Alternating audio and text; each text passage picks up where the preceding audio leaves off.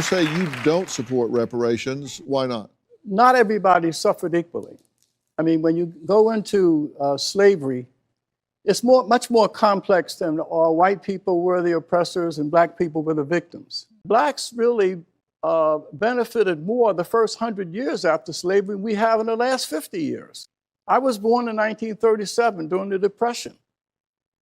Everyone in my small, low-income black community, 98% of the households had a man and a woman raising children. Elderly people could walk safely in that community without fear of being assaulted by their grandchildren. Never heard a gunfire during that time. Never heard of a child being shot to death in the crib.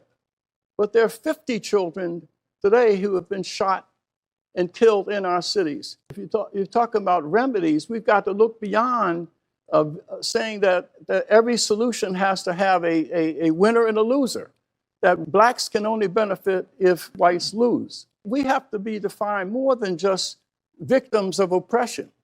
When whites were at their worst, blacks were at their best. When we were denied access to hotels, we built our own. We have to communicate to our people the history of how they achieved in the face of oppression. But if we continue to sit back and say all of the challenges that we face in out of wedlock births, of violence, that somehow the control of that is in the hands of white America, and therefore until white people change, there's nothing that we can do. This sets up a terrible situation for this nation. The big crisis facing America is not racial. It is the moral and spiritual freefall that is consuming our children. The highest death rate among black families is homicide. Among Silicon Valley, the highest level of suicide, 6 times the national average.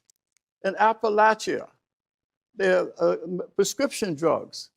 And so if we are to address this crisis that is causing our children to lack a sense of personal responsibility or value for their own life, they will take their own life or take someone else's.